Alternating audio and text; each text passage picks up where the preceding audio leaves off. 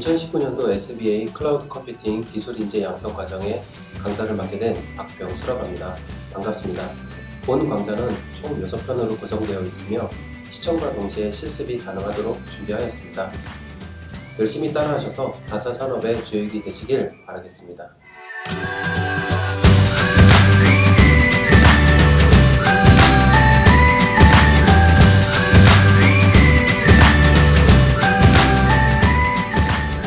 첫 번째 강좌로는 VM웨어 플레이어 설치 및 활용에 대해서 준비하였습니다.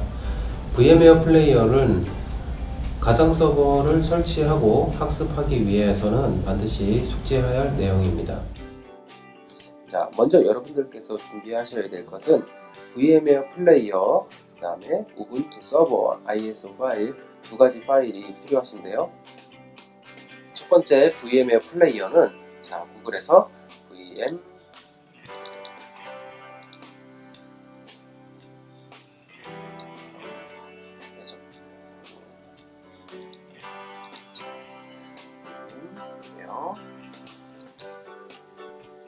플레이어 다운로드라고 검색을 하시면 VM웨어 플레이어를 다운로드 받으실 수 있습니다. 클릭하시면 자, 화면을 스크롤을 아래로 내려보겠습니다. 자, 지금 다운로드 클릭하시면 다운로드가 진행되고요. 두 번째로는 우분투 서버 ISO 파일을 다운로드 받도록 하겠습니다. 네, 역시 구글에 우분투 서버 다운로드라고 검색을 하시면 아래와 같이 서버를 우분투 리눅스 서버를 다운로드 받으실 수가 있습니다. 이때 좀 주의하셔야 될 것은 우분투 데스크탑이 아니고요, 서버를 다운로드 받습니다. 클릭하시면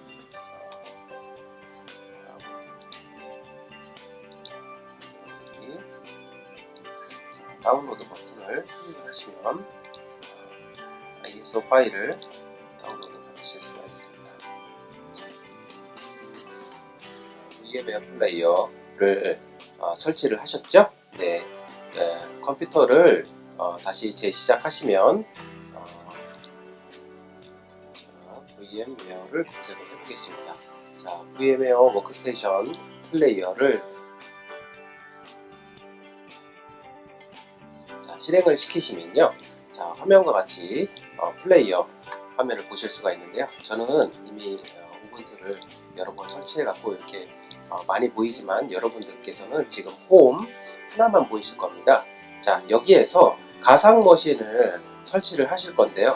Create New Virtual Machine을 클릭하도록 하겠습니다. 자, 이미 다운로드 받은 ISO 파일을 선택하도록 하겠습니다. 브라우저 버튼을 클릭하시고요. 다운로드 폴더로 이동하겠습니다. 다운로드 폴더로 이동하시면 다운로드 받은 우분투 서버 ISO 파일을 선택을 하시고요. 열기 클릭하도록 하겠습니다. 그리고 넥스트 버튼을 클릭을 하시겠습니다. 자, 넥스트 버튼을 클릭을 하시고요. 자, 화면으로 진행을 하겠습니다. 자, 풀네임을 저는 제 이름으로 입력을 하고요. 유저네임을 입력으로 하겠습니다. 패스워드를 입력을 하시고요. 한 번 더 입력을 하겠습니다. 그리고 다시 넥스트 버튼을 클릭을 하겠습니다. 버추얼 머신 이름을 선택할 건데요. 저는 2019 2001로 시작을 하겠습니다. 넥스트 버튼을 클릭을 하도록 하겠습니다. 자, 그 전에 로케이션이라고 지금 보이실 텐데요. 이 로케이션은 그 가상 머신에 필요로 하는 설치하는 가상 머신 파일들이 내 디렉토리, C 드라이버, 유저 밑에, 사용자 계정 밑에, 도큐먼트 밑에 버추얼 머신, 그리고 버추얼 머신 이름으로 폴더가 생성이 되면서 설치를 저 위치에 하고요. 지금 화면처럼 이렇게 에러 표시가 나는 것은 이미 폴더가 있기 때문에 이렇게 화면에 나오는 건데요. 저는 그냥 덮어쓰기로 진행을 하겠습니다. 여러분들은 그냥 진행을 하시면 될 것 같고요. 자, 이렇게 진행을 안 되실 때는 해당 도큐먼트에 버추얼 머신에 그리고 아까 동일한 폴더가 있었는데요. 이를 삭제를 하시면 되는데 여러분들은 저와 같은 에러가 발생하지 않으니까 넥스트 버튼을 입력을 하시면 되고요. 이 가상 머신의 사이즈를 입력을 하실 건데요. 보통 20기가를 적어놓도록 하겠습니다. 자, 여러분들 내 컴퓨터에서 하드디스크를 한번 체크를 한번 해보시면 내 PC에 C 드라이브에 충분한 공간이 있는지 확인을 하시고 20기가의 정도를 사용하실 수 있는지 정리를 해보시는 것도 좋습니다. 자, 그리고 옵션이 두 가지가 있는데요. 첫 번째는 싱글 파일, 두 번째는 멀티플 파일입니다. 자, 가상 머신을 설치를 할 때 한 개의 파일에 가상 머신을 전체 다 설치하실 수 있고, 그렇지 않고 여러 개의 파일로 가상 머신을 나눠서 설치하실 수가 있는데, 멀티플 파일로 하면 속도가 약간 빠를 수 있습니다. 저는 멀티플 파일 체크하고 넥스트 버튼을 클릭하겠습니다. 자, 여기서는 화면에 보시는 것처럼 가상 머신의 로케이션과 버전, 그다음에 OS, 그다음에 하드디스크, 메모리. 자, 메모리가 지금 1기가로 되어 있는데요. 저는 커스터마이즈 버튼을 눌러서 메모리를 1기가에서 4기가로 4096 4기가로 바꾸고요. 프로세스도 하나에서 4개로 바꿔놓겠습니다. 자, 네트워크를 설정하시는 부분인데요. 자, 브릿지를 선택을 하시면 윈도우즈와 이 가상 머신이 같은 네트워크에 묶이게 되고 같이 사용을 하실 수가 있고요. 나트를 이용을 하시면 윈도우즈의 가상의 공유기가 소프트웨어적으로 설치를 해서 가상 나트를 이용하실 수가 있습니다. 저는 나트를 이용해서 설치를 하도록 하겠습니다. 크로즈 버튼을 누르면 하드웨어 설정이 끝나고, 자, 아까 1기가였던 메모리가 4기가로 바뀌어 있는 걸 확인하실 수가 있고요. 네트워크 어댑터는 지금 나트로 되어 있고, CPU는 4개의 코어를 사용하는 걸로 체크가 되어 있는 것을 보실 수가 있습니다. 자, 이 상태에서 피니시를 누르면 자, OS가 설치가 되는데요. 자, 여러분들 OS 설치되는 시간이 기니까 자, 피니시를 누르시고 설치하는 시간을 함께 보도록 하겠습니다. 자, 여기서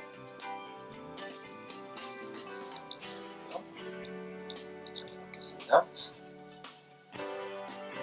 자, 이 리눅스 가상 머신 화면에서 컨트롤 알트 키를 누르면 윈도우즈로 마우스가 빠져나올 수가 있는데요. 당황하지 마시고 안쪽 화면을 클릭했을 때 마우스를 움직여도 마우스가 움직이지 않는다 하시면 컨트롤 키 누른 상태에서 알트 키를 누르시면 이렇게 마우스 커서가 바깥으로 빠져나오는 것을 확인하실 수 있습니다.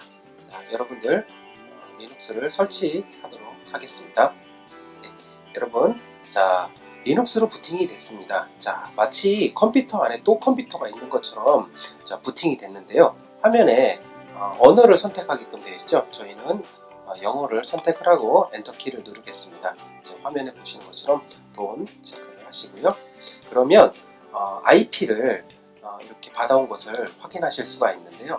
어디서 확인하시냐면 자, 여기 보시면 192.168.213.131이라는 IP를 이 가상의 머신이 네트워크를 설정을 했습니다. 자, 돈 누르시고 프록시 서버는 사용하지 않기 때문에 그냥 돈 누르겠습니다. 자, 엔터키 누르시고요. 하드디스크는 통째로 사용하십니다. 화면 아래에 보시면 13-7 해서 현재 어느 정도 설치가 진행되는지 확인하실 수가 있는데요. 자, 어떻게 보시면 자, 여기 7-13 이렇게 되어 있습니다. 그래서 돈을 눌러서 컨티뉴를 누르고요. 리눅스는 기본적으로 멀티 유저 OS입니다. 그래서 로그인, 로그아웃 그리고 로그인 할 수 있는 계정을 설정을 하는데요. 저는 제 이름으로 설정을 할 거고요. 서버 이름은 SBA 서버, 그리고 픽네임 SBA, 그리고 패스워드를 하시고 한 번 더 입력을 하겠습니다. 그리고 탭키를 누르셔서 던 확인을 하시겠습니다. 그리고 인스톨 오픈 SSH 서버를 스페이스바를 눌러서 체크를 하시고 탭키를 누르신 다음에 던으로 이동을 하셔서 엔터키를 누르겠습니다. 자, 여러분들 우분투 리눅스를 설치하실 때는 별도의 패키지를 이 서버에서 주로 사용하는 패키지들을 동시에 설치하실 수가 있는데요. 저희는 요거는 설치하지 않고 일단 던 눌러서 진행하도록 하겠습니다. 자, 이렇게 해서 우분투 서버를 다 설치를 하시면 화면 아래와 같이 업데이트 및 리부팅을 진행하시게 되는데요. 자, 리부팅을 진행을 하시면 다시 우분투 서버가 정상적으로 켜지는 것을 확인하실 수가 있습니다. 네, 자, 이렇게 지금 설치가 진행 도중에 화면 보시면 리부트라고 표시가 됩니다. 리부트를 누르면 이 가상의 우분투 서버가 다시 컴퓨터가 마치 꺼졌다 켜지는 것처럼 리부팅을 진행합니다. 자, 엔터 버튼을 눌러서 설치를 마무리하시면 이렇게 로그아웃 메시지가 나오면서 부팅 메시지가 보여지는 것을 확인하실 수가 있습니다. 자, 마치 컴퓨터가 실제 꺼졌다 켜지는 것 같이 가상의 컴퓨터가 이렇게 부팅을 하고 있습니다.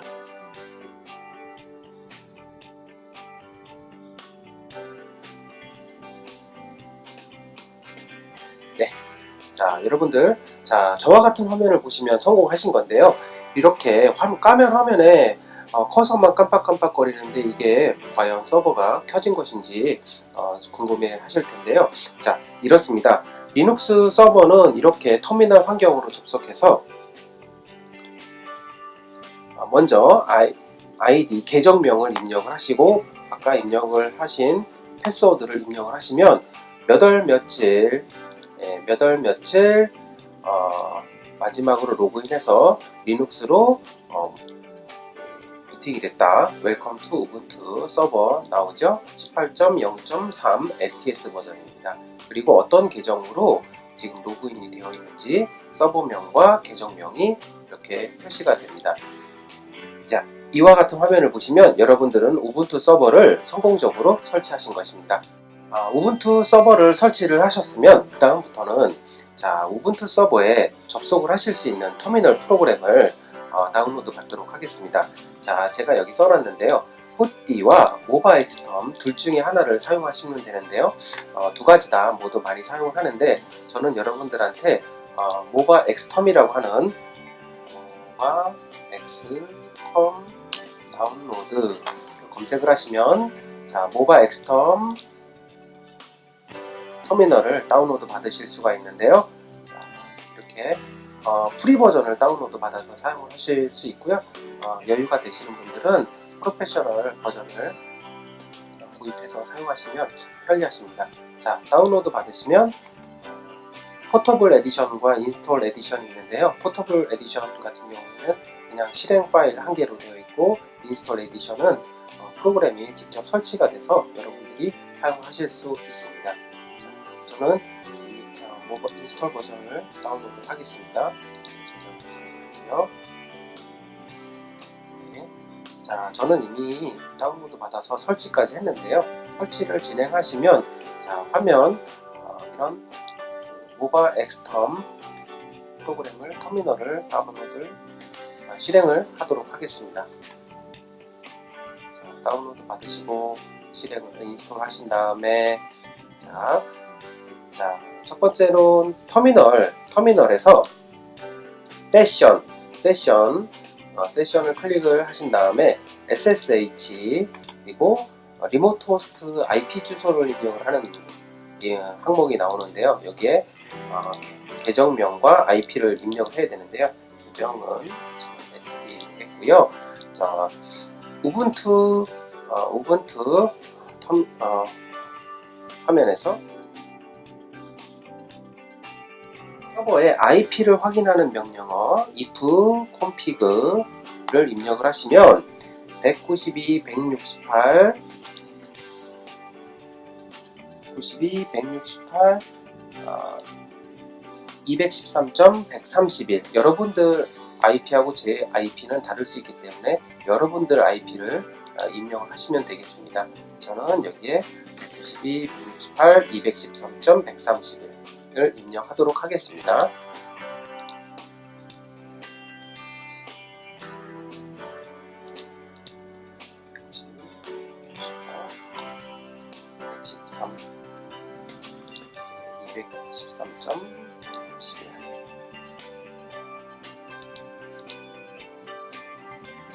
이렇게 OK 버튼을 누르면 서버에 접속하시는 것을 확인하실 수가 있습니다.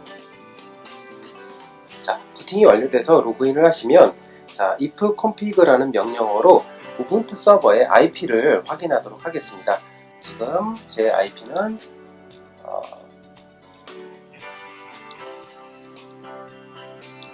112.218.99.236번입니다. 자, 그러면 여기서 다시 터미널로 윈도우즈용 프로그램이죠. 윈도우즈에 있는 터미널 프로그램으로 와서 여기서 해당 서버의 IP로 접속을 하도록 하겠습니다. 접속을 하기 위해서는 세션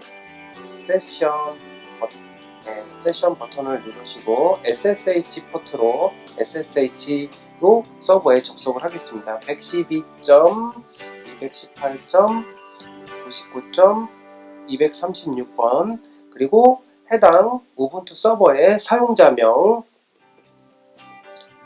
사용자명을 입력을 하고 OK 클릭을 하시면 서버에 접속을 시도하고요. 저처럼 접속을 시도한 경험이 있으면 이렇게 패스워드가 자동으로 이 모바 엑스텀에서 지원을 기록을 하고 있다가 자동으로 로그인이 됩니다. 자, 여기서 빈 파일을 하나 만들어 보겠습니다.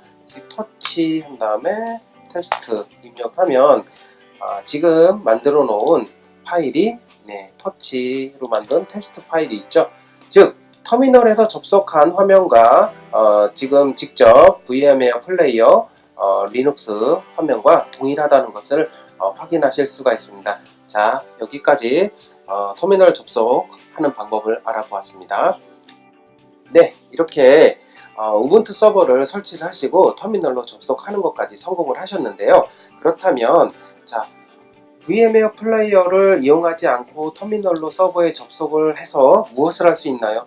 네, 이쪽 VM웨어 플레이어에서 하실 수 있는 작업과 100% 동일한 작업을 터미널에서 똑같이 진행을 하실 수가 있는데 VM웨어 플레이어를 사용하지 않고 터미널을 사용하는 이유는 이렇게 VM웨어 플레이어에서는 텍스트를 복사한다든지 드래그해서 선택할 수가 없습니다. 하지만 터미널 프로그램에서는 이렇게 텍스트를 드래그 앤 드롭 한다든지 텍스트를 복사를 한다든지 붙여넣기 한다든지 이런 것들이 가능해서 여러분들은 터미널에서 작업을 하시는 게 훨씬 더 편리하실 수가 있습니다. 이렇게 터미널로 접속을 한 다음에 물론 여러분들 리눅스의 기본 명령어를 숙지를 하셔야겠지만 간단하게 클리어 명령어로 화면을 지우실 수가 있고 ls-alt 이런 명령어로 해당 디렉토리의 파일을 확인하실 수가 있습니다. 자, 그러면 우리는 이제 우분투 서버를 가지고 어떤 작업을 어떻게 활용할 수가 있나요? 자, 기본적으로 웹 서버를 설치해 보도록 하겠습니다. 웹 서버를 설치를 하려면 기본적으로 슈퍼바이저 전체 관리자의 계정 권한이 필요하기 때문에 저는 sudo bat이라는 명령어를 통해서 루트 권한을 획득을 하고요. 여기에 apt 처음 리눅스를 설치하신 다음에 업데이트 apt 업데이트를 하시면 자동으로 레파지토리에서 데이터를 패키지를 가져다가 업데이트를 진행을 하고요. apt 업그레이드 진행을 하시면 이렇게 OS를 최신 버전으로 업그레이드를 진행을 합니다. 자, 이 작업은 인터넷 속도에 따라서 오래 걸릴 수도 있고 금방 업데이트가 진행될 수 있습니다. 하지만 그렇게 많지 않은 시간 안에 다 업그레이드가 진행이 되실 수가 있습니다. 자, 업그레이드를 진행을 하시고 자, 첫 번째로는 저희는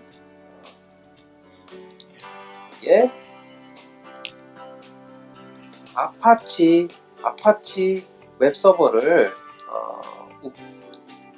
인스톨 하도록 하겠습니다. 그래서 여러분들 윈도우즈 컴퓨터에서 리눅스 컴퓨터로 접속을 했을 때 웹서버가 정상 동작하는 것을 확인해 보도록 하겠습니다. 네, 이렇게 apt 명령어로 OS를 최신으로 업그레이드 하신 다음 apt install apache라고 입력을 하시면 apache2라고 입력을 하시면 웹서버 apache2 웹서버를 설치를 할 거냐고 물어봅니다. yes를 누르시고 apache2 웹서버를 설치를 하도록 하겠습니다.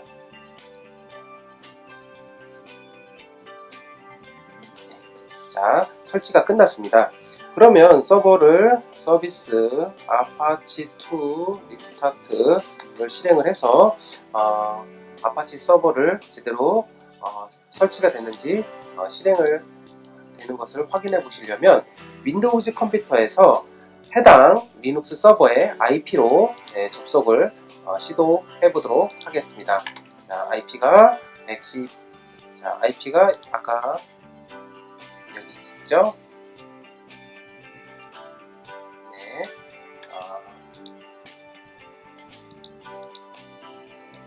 112.218.99.236을 입력을 하시면 네, 보시는 바와 같이 우분투, 아파치2 우분투 디폴트 페이지가 보이시는데요. 자, 이렇게 해서 여러분들 웹서버를 실행하시는 것을 확인하셨고요. 이렇게 내 윈도우즈 컴퓨터에 가상의 리눅스 서버를 설치를 하고 그 가상 리눅스 안에서 아파치2라고 하는 웹서버를 실행을 하시는 것을 확인하셨습니다. 오늘 한 작업을 위에서부터 다시 한번 말씀을 드리면 VM웨어 플레이어를 윈도우즈에 설치를 해서 우분투 서버를 VM웨어 플레이어에 설치를 했습니다. 그리고 우분투에 SSH 서버를 실행을 하여서 PuTTy나 OverXTerm 같은 터미널 프로그램으로 접속을 한 후에 아파치2 웹서버를 실행하는 것까지 작업을 완료하셨습니다.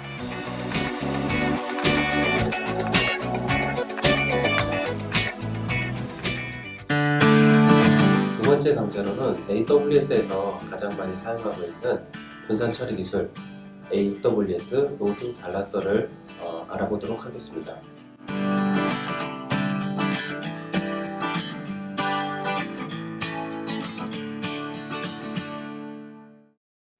엘라스틱 로드 밸런싱은 어떨 때 사용하고 어떻게 구성하며 어떤 효과가 있는지 함께 알아보시고 실습을 진행하도록 하겠습니다. 여기 EC2 단독 서버가 있습니다.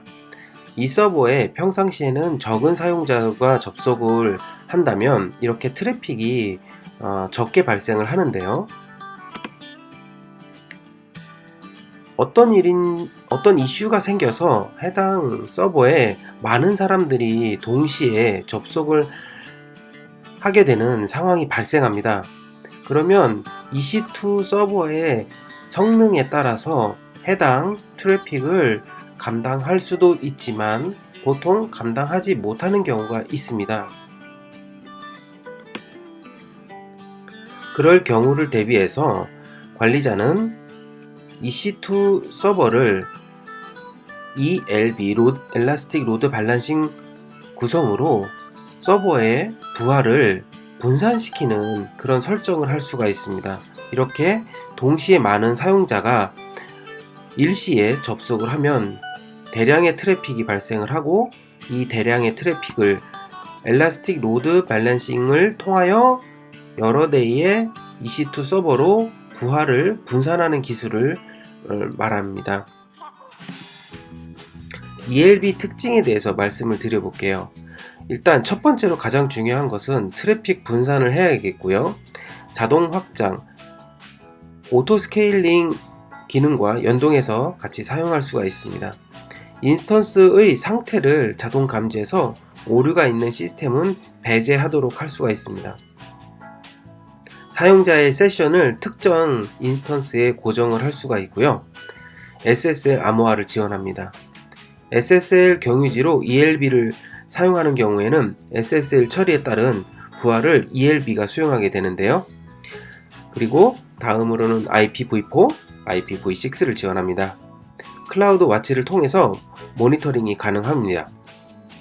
사용한 시간과 통과한 트래픽에 따라서 종량제 요금으로 발생을 합니다. 이제 실습 화면으로 이동해 보겠습니다. AWS 콘솔로 접속을 하면 위와 같은 화면을 보실 수가 있는데요. 먼저 EC2의 메인 화면을 보시겠습니다. 저는 이제 화면에 EC2를 클릭해서 인스턴스 관련된 EC2 대시보드 메뉴에 와 있습니다. EC2 대시보드 메뉴가 좀 새롭게 바뀌었네요.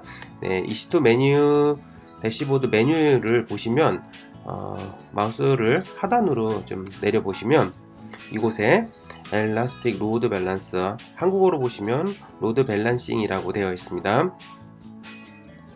먼저 로드 밸런서를 저는 몇 개 구성을 해놨는데요. 함께 보시면 지금 3개의 로드 밸런싱이 되어 있고요.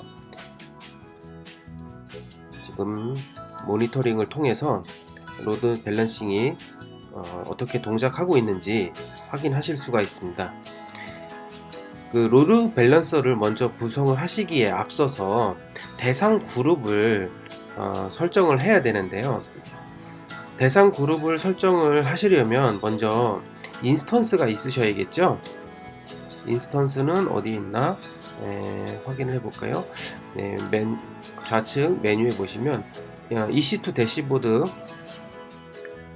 인스턴스 메뉴를 보시면 여기서 인스턴스를 하나 시작을 하겠습니다. 네.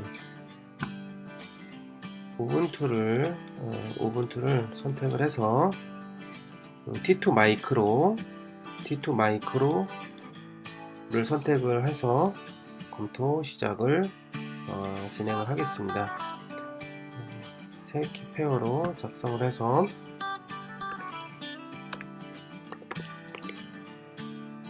SBA라는 키페어를 다운로드 받도록 하겠습니다. 그래서 인스턴스를 시작을 하고요. 앞서 PPT에서 말씀드렸다시피 단독 EC2 서버에서 접속을 원활하게 유지를 하는 상태를 유지하고 있다가 특정한 트래픽이 몰리게 되면 여러 대의 분산 서버로 분산을 시켜야 되기 때문에 EC2 서버가 한 대만 있어서는 ELB 구성을 할 수가 없겠죠. 예, 맞습니다. 생각하시는 대로 예상하셨겠지만 지금 제가 만든 EC2 서버가 이게 지금 초기화돼서 만들어지고 있는데요. ELB 텍스트 1이라고 하고요. 동일하게 인스턴스를 하나 더 만들도록 하겠습니다. 원래는 EC2 구성을 다 한 다음에 이미지를 복사를 해서 그 복사된 이미지를 만들고 그 이미지를 카피해서 만드는데요. 저는 지금 강의 시간상 동시에 똑같이 아무 설정 안 했으니까요. 시작을 하고 기존 키페어에서 SBA를 선택을 하고 체크합니다. 이번에는 기존 키페어를 선택해서 인스턴스를 시작하도록 하겠습니다. 네, 그러면 EC2 메뉴를 가서 EC2 대시보드로 오면 설정, 실행 중인 인스턴스가 있는데요. 저는 지금 인스턴스가 10개가 돌아가고 있네요. 네, 지금 초기화되고 있는 ELB 테스트가 하나가 있고요. 또 두 번째로 만든 인스턴스가 지금 초기화되고 있습니다. 얘를 ELB 테스트 2라고 설정하겠습니다. 약간의 시간이 지나면 두 개의 서버가 각각 동작을 하겠죠.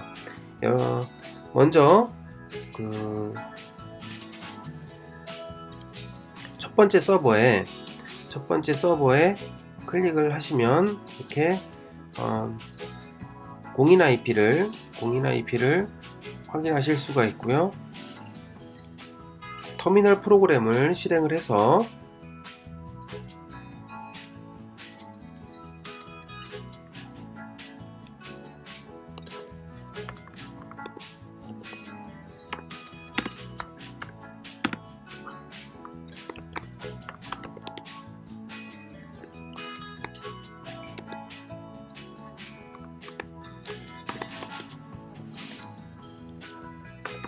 우분투 그 다음에 이렇게 IP를 적으면 되는데요.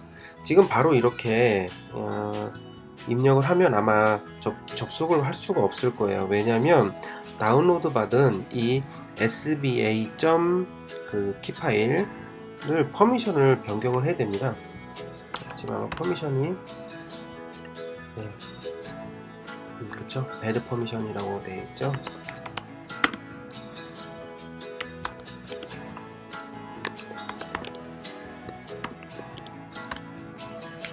퍼미션을 400으로 바꾸고 다시 접속을 하면, 자, 화면에 보시는 것처럼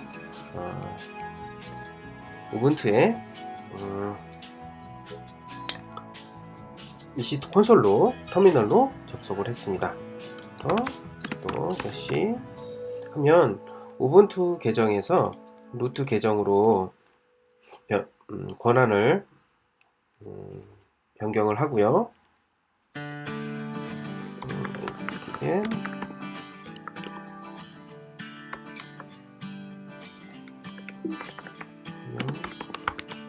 인스톨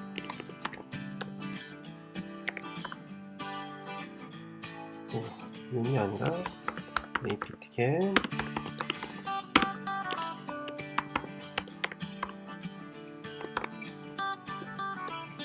화면이 빠르면 여러분들이 실습을 하실 수 없으니까 제가 조금 기다렸다가 확인하실 수 있게 잠깐 멈춰뒀다가 하겠습니다.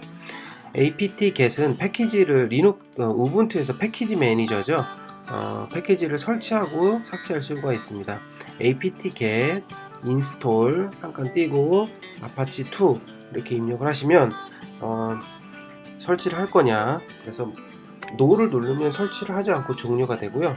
여기서 yes를 누르면 관련된 패키지들이 설치가 됩니다.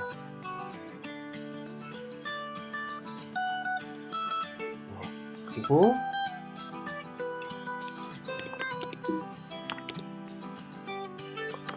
ctl에서 리스타트를 하면 실제 지금 아파치 웹서버가 동작하는지 안 하는지 이 IP를 웹브라우저에 넣고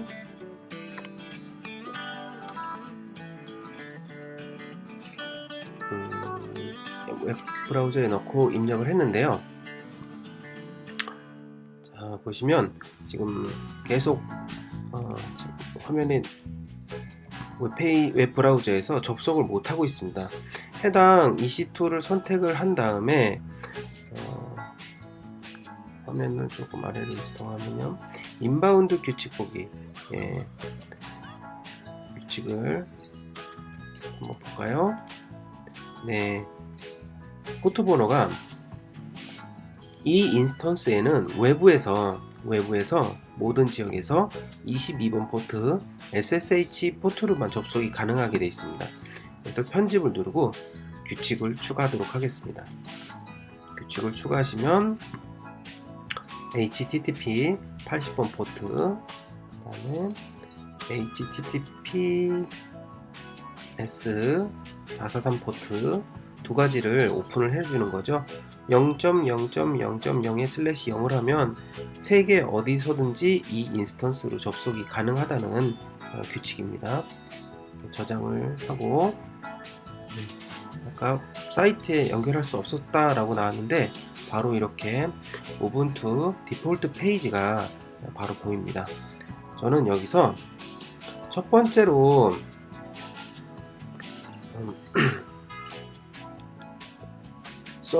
첫 번째 서버니까 이 우분투 디폴트 페이지가 어디에 있는지 가서 자 cd /바에 www./html로 이동합니다. ls 하면은 HTML 페이지가 딱 한 개가 있어요. 이 딱 한 개 있는 페이지를 vim으로 열어보면 지금 바깥쪽에 아파치 우분투 디폴트 페이지라고 되어 있는 부분이 이 해당 파일입니다. 그래서 인스턴스를 두 개를 세팅을 했는데요. 첫 번째 서버, 두 번째 서버 접속이 어디로 되는지 저희가 확인을 해야 되지 않습니까? 그래서 저는 vi 에디터로, 빔 에디터로 서버에다가 좀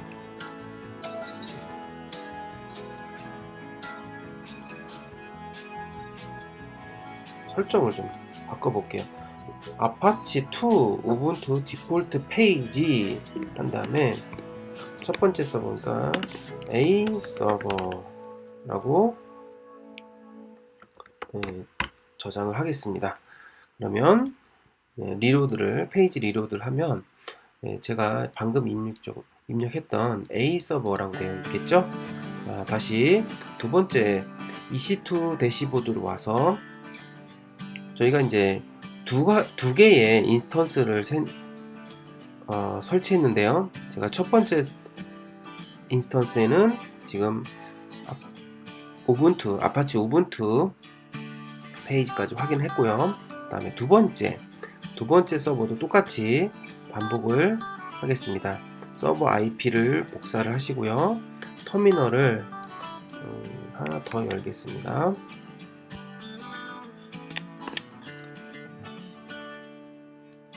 터미널을 하나 더 열어서 제 로컬 PC가 되겠죠.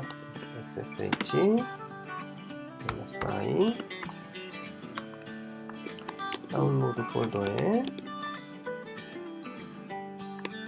SBA 키 파일을 지정을 하시고 우분투 고뱅이 조금 전에 복사한 두 번째 인스턴스의 IP를 입력을 합니다. 그러면 자, 두 번째 인스턴스로 접속을 했는데요. 왼쪽에는 20.63이 내부 IP가 보이고요. 172, 31, 20.63이고요. 오른쪽에 인스턴스는 172, 16.61 서버가 서로 다르죠? 수도 애쉬로 루트 권한을 획득합니다. 루트 권한이 되면 apt get install apache2라고 입력을 하고 이번에는 대시 y를 입력을 해서 실행을 해보겠습니다. 첫 번째 설치할 때와는 다르게 두 번째로는 이제 설치할 거냐 설치하지 않을 거냐를 물어보고 그냥 물어보지 않고 바로 설치를 진행해 버리죠. 그러면 아파치 서버를 시작을 했습니다. 첫 번째 서버와 동일하게 디폴트 페이지가 있는 따따따의 HTML 폴더로 들어왔습니다. 여기 들어왔는데요. 여기 보시면 index.html 페이지가 있죠. index.html 페이지에 슬래시 페이지를 입력을 해서 N 키를 누르면 VI에서 이제 다음 텍스트가 있는 찾는 위치로 이동을 하게 됩니다. 저는 B 서버라고 저장을 하고 WQ 입력을 하겠습니다. 그러면 자 다시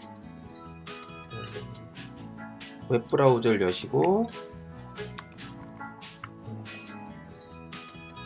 두 번째 서버의 IP를 복사를 해서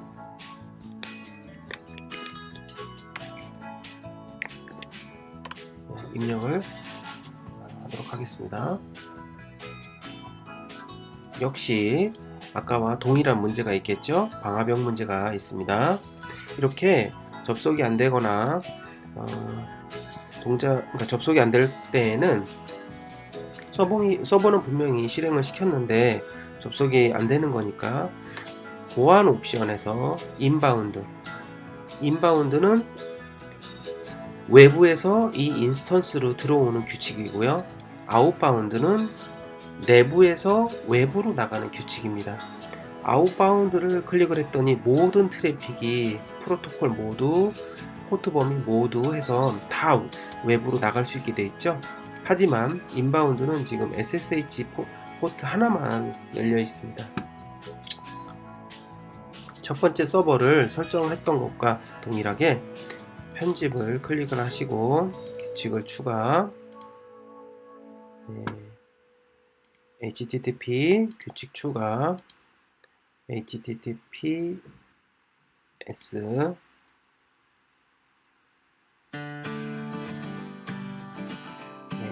해서, 자 그러면 웹 HTTP하고 HTTPS 두 가지 포트로 접속이 가능하게 된 저장 버튼을 클릭하겠습니다. 네, 아까는 페이지 같으니 역시 접속 페이지가 응답하지 않습니다. 서버가 응답하지 않습니다. 했던 페이지가 지금은 화면과 같이 B 서버로 보시는 바와 같이 B 서버 접속이 됐습니다. 자, 페이지 웹브라우저에서 지금 탭을 옮겼는데요. 첫 번째 페이지는 A 서버, 두 번째 페이지는 B 서버 이렇게 되겠습니다.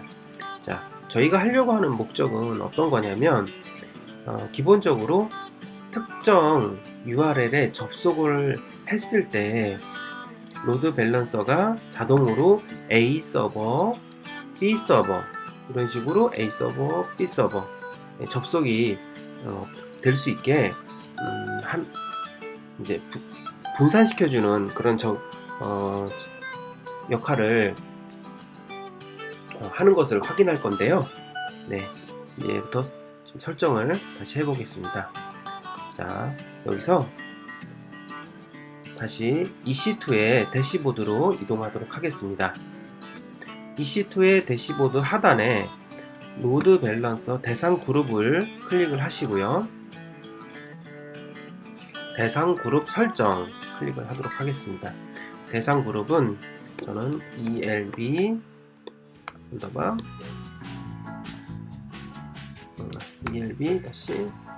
테스트라는 그룹을 하나 만들 거예요. 그리고 대상 유형은 인스턴스로 할 거고요. 프로토콜은 HTTP 80번 포트를 사용하도록 하겠습니다. 이렇게 해서 생성을 하겠습니다. 그러면 보시는 것처럼 대상 그룹이 만들어졌고요. 대상 그룹은 만들었는데 대상이 아직 등록되어 있지 않죠? 그래서 대상 탭을 누르시고 편집을 클릭을 합니다. 그러면 어떤 인스턴스들을 사용할 거니 라고 설정할 수가 있습니다. 그래서 저희는 인스턴스 한 개만으로는 ELB 구성을 할 수가 없잖아요. 적어도 한 개 이상이 되어야 되는데, 그래서 저희가 두 개를 설정을 했죠. 그래서 두 개를 등록된 항목에 추가 하면 화면 위쪽에 보시면 ELB 테스트 1, ELB 테스트 2 이렇게 두 개가 등록되어 있습니다. 그러면 저장 클릭하시면 ELB 테스트라는 대상 그룹에는 인스턴스 두 개가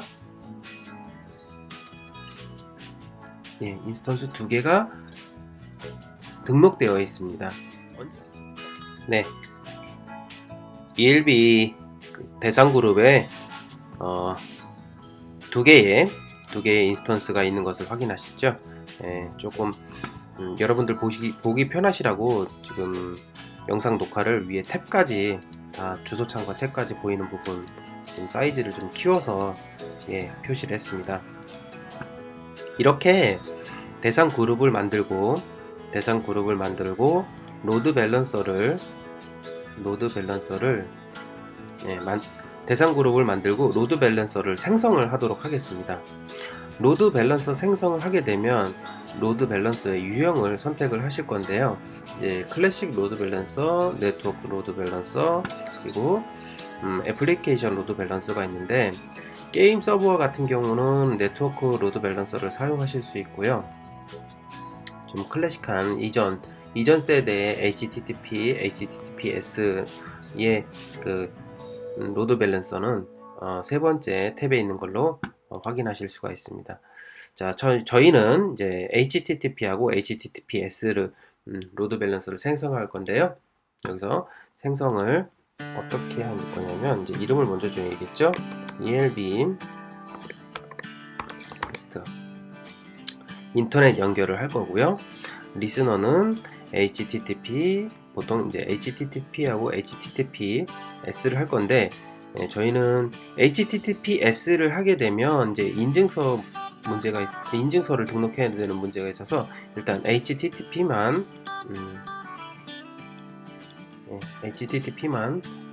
설정을 해서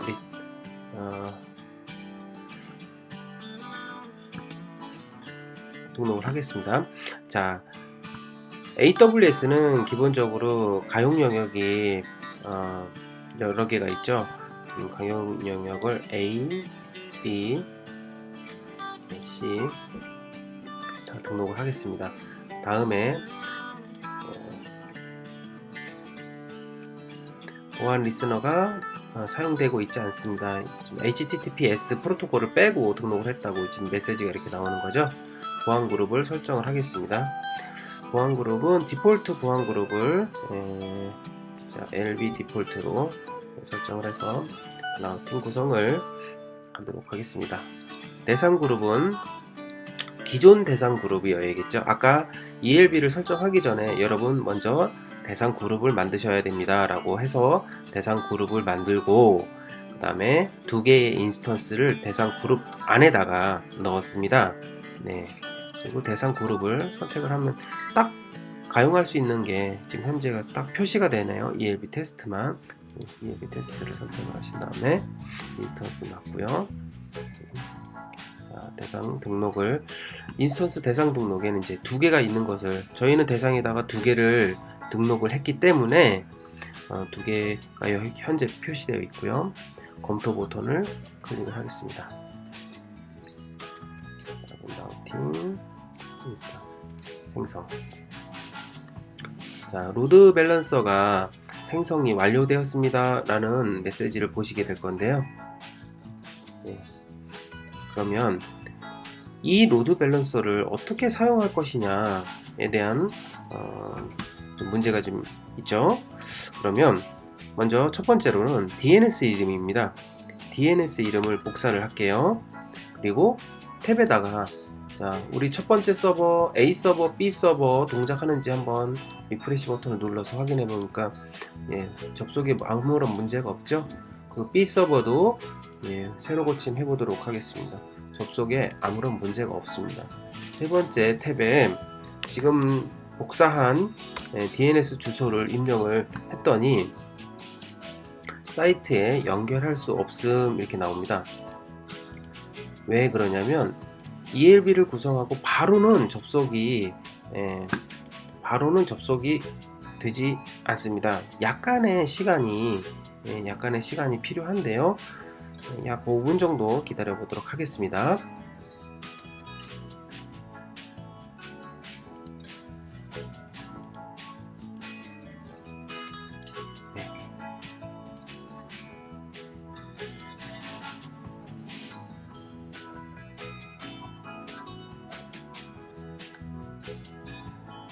보안 그룹도 한번, 보안 그룹의 문제로 접속이 안 되는 케이스가 발생할 수 있기 때문에 인바운드 규칙 80번 가서 한번 다 있기 때문에 보안 규칙에는 문제가 발생하지 않고요.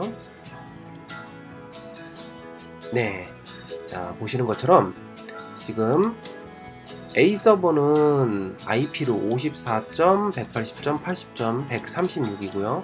B 서버는 13.125.104.41입니다. 세 번째는 ELB 구성을 했더니 ELB에서 별도의 DNS로 이렇게 웹 IP 주소를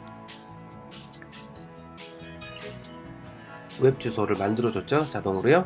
그리고 여기에 접속을 했더니 지금 B 서버라고 나오네요. 다시 새로 고침 한번 해보겠습니다. 이번에는 A 서버로 갑니다. 처음에 저희가 PPT로 ELB 설명을 드릴 때 특정 서버에서 특정 URL로 들어와서 A 서버, B 서버, C 서버 이렇게 분산해서 접속하는 것을 지금까지 확인할 수 있었습니다. 네, 다시 간단하게 말씀드리면, 자, EC2 대시보드 메뉴에 오셔서 로드 밸런싱 대상 그룹을 먼저 설정을 했고요. 대상 그룹을 설정한 것을 로드 밸런서 생성을 통해서 해당 대상 그룹을 로드 밸런싱으로 구성을 했습니다. 이렇게 A 서버, B 서버, 그리고 ELB를 구성해서 A 서버로 접속됐다, B 서버로 접속됐다, 이렇게 분산 처리되는 과정을 함께 실습을 통해서 진행해 봤습니다. 수고하셨습니다.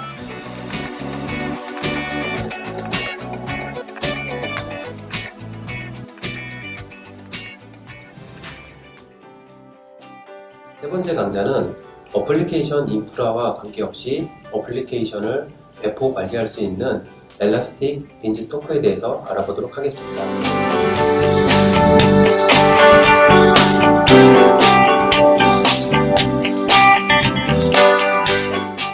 기본적으로 엘라스틱 빈지토크는 빠르고 간단하게 시작할 수 있으며 개발자의 생산성을 좀 더 효율적으로 높일 수 있고 완전한 자원 제어가 가능하며 불필요한 자원 낭비가 없이 어플리케이션을 배포할 수 있는 서비스입니다. 자, 서비스에서 빈까지만 입력을 하시면 엘라스틱 빈지토크가 서비스에서 노출이 되고요. 이 노출된 찾아지는데요. 클릭을 하면 엘라스틱 빈지토크의 메인 페이지로 접속을 하실 수가 있습니다. 자, 잠깐 하단 보시면, 자, 여기서 저희가 눈여겨봐야 될 건데요. 어떤 것들이 있냐면, 자, 기본적으로 PHP, 루비, 윈도우즈 서버, 그리고 톰캣, 노드.js, 파이썬, 기타라고 되어 있죠. 사실 이 정도 지원을 하면 모든 플랫폼이 다 지원된다고 생각하시면 될 것 같고요. 자, 이미 만들어 놓은 여러분들의 웹 어플리케이션이 있다 가정을 해볼게요. 자, 기존에는 홈페이지를 만들면 서버가 필요했고, 해당 서버를 세팅해 주기 전까지는 웹 프로그래머들이 어떻게 커뮤니케이션 하는데 상당한 시간과 커뮤니케이션을 보내는 시간과 비용, 이런 것들이 많이 소모됐는데요. 이제는 AWS 서비스 안에서 개발자가 바로 서버 없이 애플리케이션을 배포해서 그 배포된 엔드포인트를 가지고 바로 결과를 확인할 수가 있습니다. 한번 실습해 보시면 이 상황이 굉장히 획기적인 서비스다라고 경험을 하실 텐데요. 직접 같이 해보도록 하겠습니다. 자, 엘라스틱 빈지토크 소개는 천천히 읽어보시고 시작하기 한번 읽어보도록 하겠습니다. 자, 애플리케이션 이름을 먼저 해보겠습니다. 저는 홈페이지라고 한번 해보겠습니다. 홈페이지, 그 다음에 애플리케이션의 플랫폼을 선택을 해야 되는데요. 보시는 바와 같이 플랫폼의 종류가 도커, 그 다음에 멀티 컨테이너, 그리고 일라스틱 빈즈, 패커 빌더가 있고요. 고랭이 있고, 단넷, 자바, 노드.js, 루비, PHP, 파이썬, 톰캣, 여러가지 플랫폼을 다 지원하는데요. 자, 저희부터 PHP를 한번 선택해 보도록 할게요. 그리고 샘플 어플리케이션을 먼저 가볍게 실습해 보시고, 두 번째로는 작성된 코드를 업로드해서 테스트 하도록 하겠습니다. 두 번 웹앱을 두 번 저희가 생성하겠습니다. 자, 첫 번째는 어떻게 샘플 애플리케이션 코드를 선택을 하시고 애플리케이션 생성을 진행하도록 하겠습니다.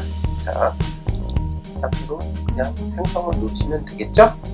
그러면 마치 누군가가 나 대신 서버도 만들어주고, 그 서버에 IP도 설정해주고, 그 IP에 도메인도 연결해주고, 누군가 제 대신 다 이런 서비스를 해주는 거죠. 이런 굉장히 완전한 관리가 되는 애플리케이션 배포 서비스를 AWS가 다 해주는 건데요. 모든 애플리케이션 클릭해서 가보도록 하겠습니다. 지금 상태를 보시면 펜딩이라고 나와 있습니다. 이 펜딩이라고 나와 있는 부분이 끝나게 된 작업이 마무리가 되면 약 3분, 길게는 5분 안에 배포가 다 완료가 되는데요. 잠깐만 기다려 보도록 하겠습니다. 잠깐.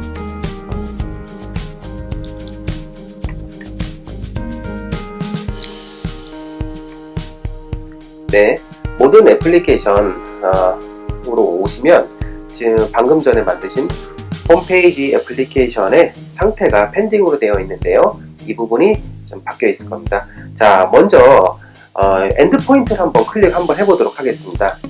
자, 엔드포인트를 클릭을 아직 그 배포 중이네요. 몇 분 정도 더 걸린다고 나오는데요. 이렇게 몇 분 정도 더 걸린다고 나오죠. 이게 끝나면 저 이렇게 상태가 확인 체크 표시가 되면 여러분들 웹 애플리케이션이 배포가 완료된 것을 확인하실 수가 있습니다. 자, URL을 클릭해 보도록 하겠습니다. 자, 지금 보시는 화면이 Congratulation 해갖고 AWS의 샘플 애플리케이션입니다. 이 보시는 화면이요. 자, 여러분은 이 홈페이지 주소가 여러분 바로 지금 만드신 샘플 애플리케이션 코드가 되겠습니다. 자, 여기서 모든 애플리케이션에 지금 색깔이 회색에서 녹색으로 홈페이지가 녹색으로 바뀐 것을 확인하셨고요. 그렇다면 내가 만든 코드를 직접 zip 형태의 압축 파일을 업로드해서 배포되는 것을 한번 확인해 보도록 하겠습니다.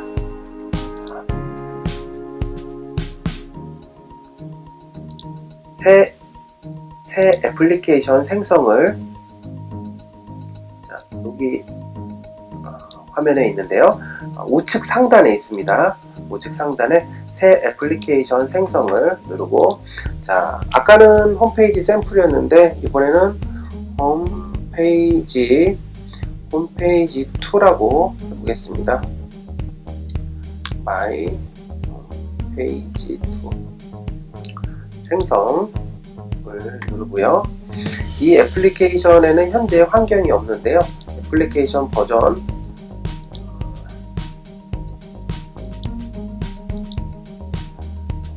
환경을 생성을 해야겠죠. 자, 환경 설정은 어디서 하냐면요. 자, 애플리케이션 선택을 하시고, 자, 라디오 박스 누른 다음에 새 환경 생성, 웹 서버 환경이죠. 작업자 환경, 웹 서버 환경 둘 다 선택을 하실 수가 있습니다. 웹 서버 환경을 클릭을 하시고, 그리고 도메인도 직접 만들 수가 있죠. 홈페이지2.a 가운데 있는 부분은요, 어떤 부분이냐면 한국 서울 리전이라는 의미가 되겠습니다. elasticbeanstalk.com 서브 도메인이 되겠죠. 그리고 설명하고 플랫폼을 이번에는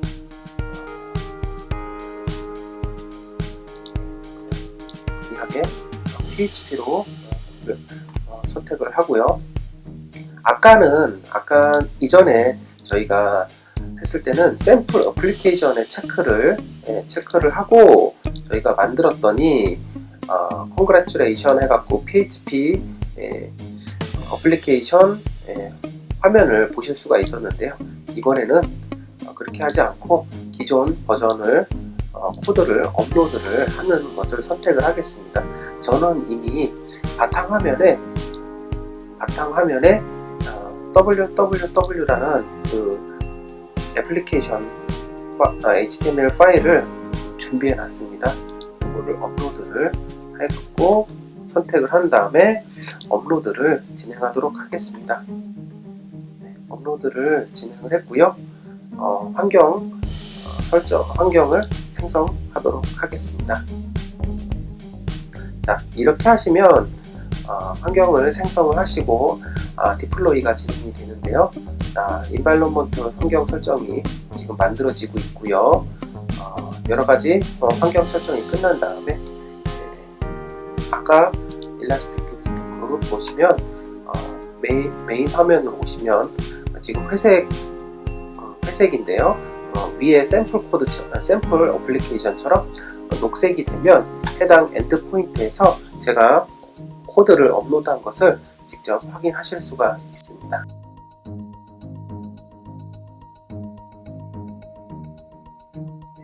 지금 디플로이가 완료가 되면 조금 전에 회색이었던 박스가 녹색 박스로 바뀌게 되고요.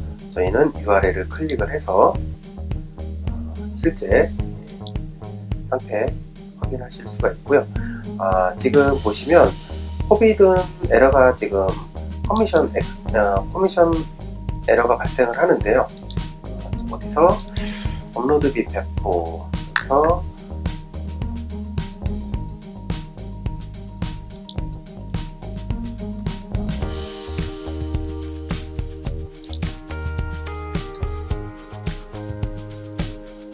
이렇게 되면요, 실제 제가 만들어 놓은 이 zip 파일을 압축을 풀어서요, zip 파일을 압축을 푼 다음에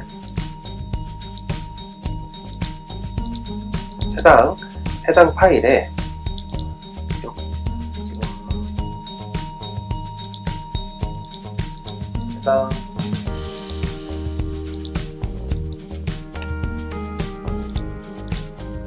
해당 파일이 지금 어떻게 압축의 구조가 어떻게 되어 있냐면 이 www.zip 파일을 압축을 해제를 했더니 또 안에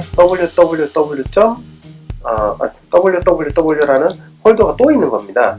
이렇게 되는 경우에는 압축을 해제를 하더라도 디플로이가 정상적으로 되지 않을 수가 있습니다. 그래서 저는 여기서 실제로 를 한 번 더 입력을 한다든지, 자, 직접 지금 보시는 것처럼 제가 이런 경험을 실제 여러 번 했기 때문에 여러분들한테 알려드리려고 실제 파일을 이렇게 만들었습니다. 자, 이 위에 URL 구조를 한번 보시도록 하겠습니다. 아까 바탕화면에서 zip 파일을 해제를 했을 때 바로 파일이 압축 해제가 된 게 아니고 www 폴더 안에 압축 파일이 풀렸죠. 즉 그렇게 되면 디플로이를 하더라도 이 애플리케이션은 따따따라는 폴더 밑에서 동작하게 되어 있습니다. 자, 이거를 정상적으로 디플로이 시키려면, 자, 여기에 있는 파일을 여기에서 바로 .zip으로 압축을 하셔야지만, 자, 다시 한번 하겠습니다. 자, 이렇게 하시고 업로드 및 재배포를 누르셔서 두 번째 폴더 안에 zip .파일을 배포를 하시면 지금 업로드가 되고 있고요. 업로드 된과 동시에 다시 환경 변수 환경 설정을 하고 있습니다. 그러면 실제 어플리케이션은 존재하지 않게 되고,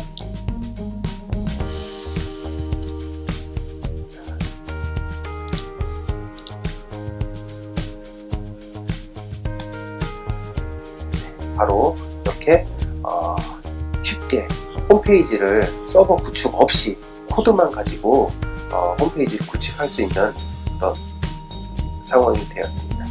자, 굉장히 빠르시죠?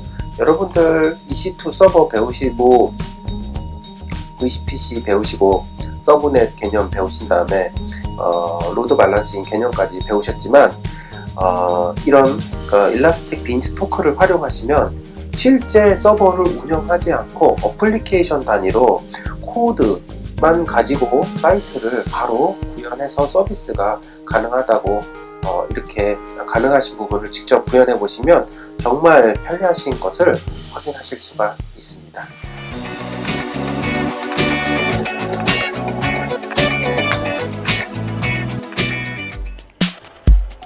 네 번째 강좌로는 서버를 프로비저닝 하거나 관리하지 않아도 코드가 실행될 수 있는 클라우드 컴퓨팅 서비스 람다에 대해서 자세히 알아보도록 하겠습니다.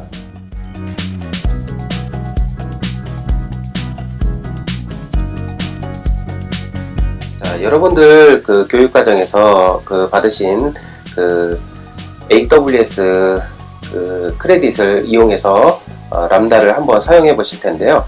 자, 람다 메뉴는 어디에 숨어 있을까요? 자, 서비스 버튼을 한번 클릭을 해 보도록 하겠습니다. 서비스에서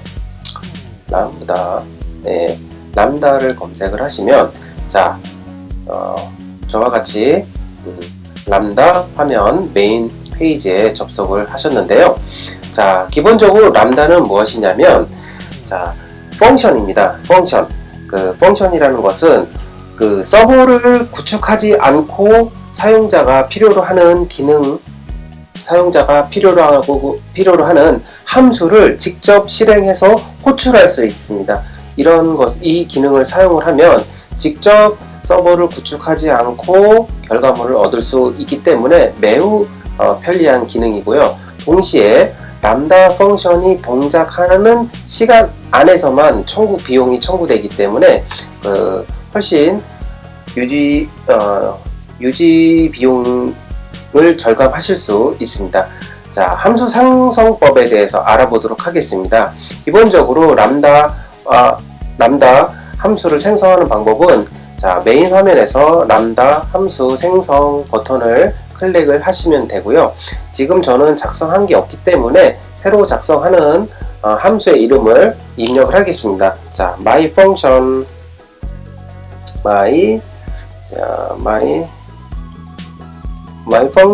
입력을 하고요. 프레임워크를 어떤 런타임을 사용하실지 선택을 하겠습니다. 기본적으로 파이썬 3.6과 노드.js를 많이 사용을 하는데요. 요즘에는 고랭이나 자바, 닷넷, 루비와 같은 기타 런타임도 같이 지원을 하고 있습니다. 저는 파이썬 3.6을 선택을 하겠고요. 권한에 대해서 자, 클릭을 하면요.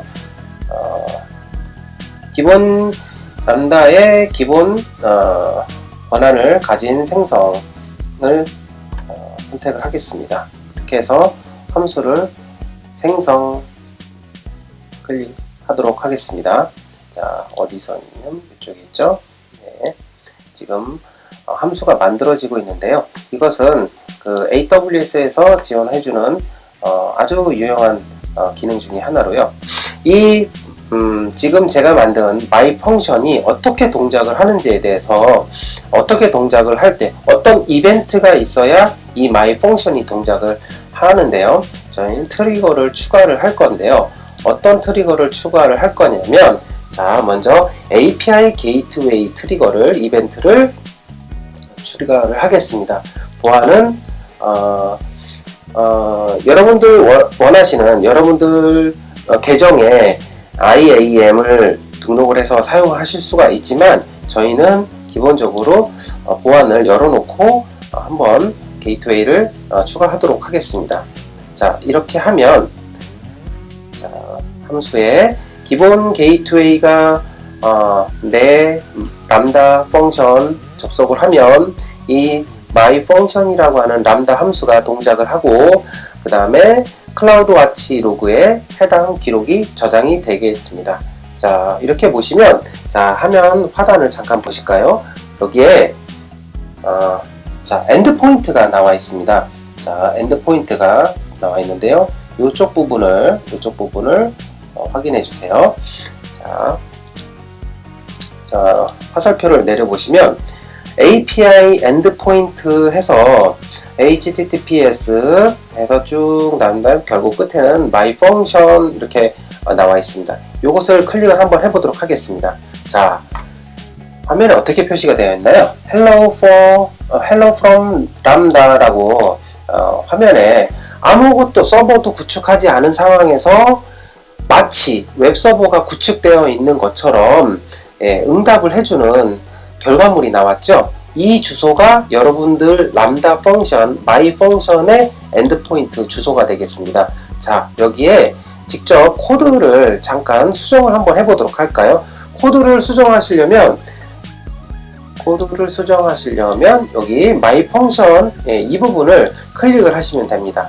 자, 클릭을 하시면 런타임과 그 하단에 자, 코드가 나와 있죠. 기본적으로 람다 핸들러라고 하는 것이 디파인 되어 있습니다. 자, 이 부분을 제가 안녕하세요, 반갑습니다 또 코딩을 바꿔서 수정을 하겠습니다.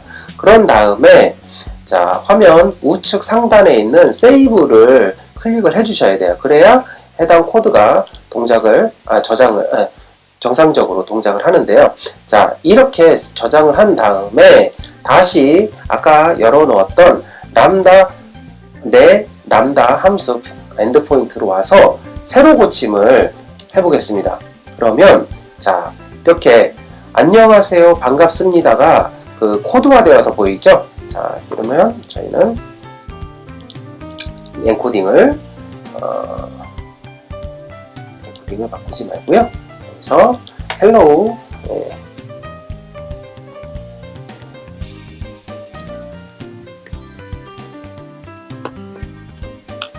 hello world로 자, hello world를 찍고 저장을 했습니다. 그리고 자, 어떻게 됐나요? 직접 람다 펑션에서 결과값, 리턴값, 자, 기본적으로 스테이터스 코드 200번은 정상이죠. 바디에다가 제이슨 덤프 형태로 헬로 월드를 찍어줬더니 엔드포인트에서는 헬로 월드가 이렇게 화면에 리턴 값이 들어오는 것을 확인할 수가 있죠. 자, 이렇게 아주 간단한 헬로 월드를 찍어주는 엔드포인트 람다 함수를 만들어 봤지만 여러분들께서는 회원 가입이라든지 이미지를 리사이징 한다든지 여러가지 기능을 람다 함수 형태로 구현하실 수가 있습니다. 자, 람다 함수 구현에 대해서 알아보았습니다. 네. 자, 이렇게 조금 전에 myFunction이라고 하는 람다 함수를 만들어 보았는데요. 이번에는 람다 함수를 만들 때 조금 전에 만들 때는 엔드포인트 주소만 알고 있으면 누구든지 이 화면, 이 웹 주소로 누구든지 접속을 할 수가 있었는데요. 저는 IAM으로 계정을 생성을 해서 허가된 사용자만 접속할 수 있게 다시 한번 람다 함수를 만들어 보겠습니다. 자, 저를 따라해 주세요. myFunction 2를 할 거고요. 런타임은 자, 아까처럼 파이썬 3.6을 선택을 하겠습니다. 그리고 기존 역할 사용, 네. 그리고 기존 역할은 새 역할로 해서 펑션 생성을 클릭을 하고요.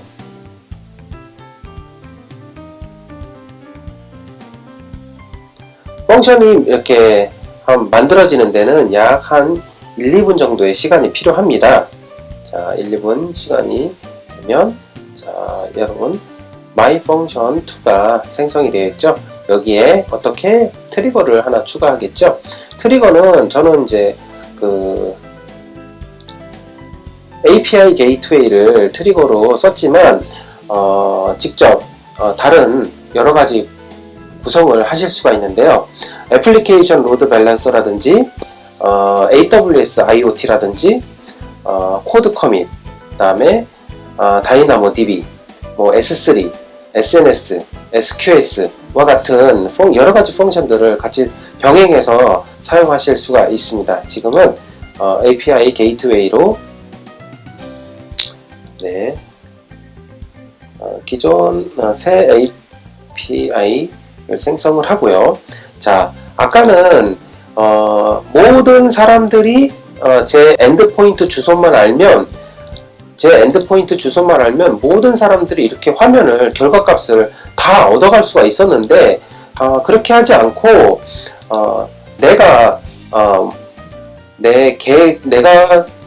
만들어 놓은 계정 안에서만 사용이 가능하게 설정을 할 수가 있습니다. 즉 보안 세팅을 하는 거죠. AWS IAM이라고 하는 메뉴에서 자, 사용자를 만들었고요. 액세스 키와 비밀 액세스 키, 그다음 비밀번호를 확인하실 수가 있습니다. 자, 이 설정을 해보도록 하겠습니다. 그리고 추가를 해보도록 하겠습니다. 자, 그러면 리소스 경로를 확인하시면 엔드포인트가 또 나왔겠죠. 자, 보안은 AWS IAM이라고 하는 보안 룰이 적용되었고, 리소스 경로는 myfunction2라고 하는 새로운 엔드포인트가 적용이 됐는데요. 자, 어떻게 됐나요?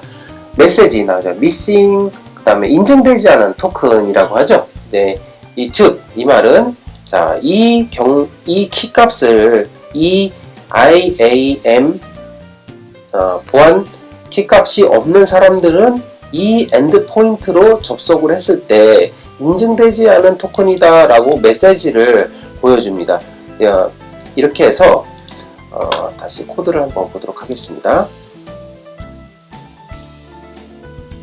자, 코드를 보시면 원래 정상적으로 코드가 인증이 되면 hello from lambda 라는 메시지가 보여야 되는데 지금은 인증되지 않은 토큰이기 때문에 해당 메시지를 아무나 열어볼 수가, 엔드포인트로 열어볼 수가 없는 것을 확인할 수가 있었습니다. 네. 자, 이렇게 이번에는 두 번째 람다 함수를 만들어 봤는데요. 두 번째 람다 함수에는 보안을 적용시켜서 내 계정이 내가 허가한 사람이 아니면 해당 엔드포인트를 접속을 해도 확인할 수 없는 보안 룰을 적용했고요. 좀 전에 저희가 전체 공개했을 때는 보안 룰을 적용하지 않았을 때는 이렇게 엔드포인트로 접속을 하게 되면 이렇게 누구나 다 이렇게 람다 함수의 결과를 다 확인하실 수가 있습니다. 근데 즉 함수를 만들 때 누구든지 접속을 해서 값을 얻어갈 수 있는 곳은 굳이 보안 룰을 적용하지 않아도 되지만 저희가 만들어야 되는 모바일의 백엔드라든지 특정 서버의 백엔드를 구성할 때는 이런 값들을 아무나 보면 안 되니까 저희는 이렇게 이와 같이 보안 룰을 적용을 해서 인증된 사용자가 아니면 해당 엔드포인트를 확인할 수 없게 보안 룰을 적용해서 람다 함수를 구성해 보았습니다.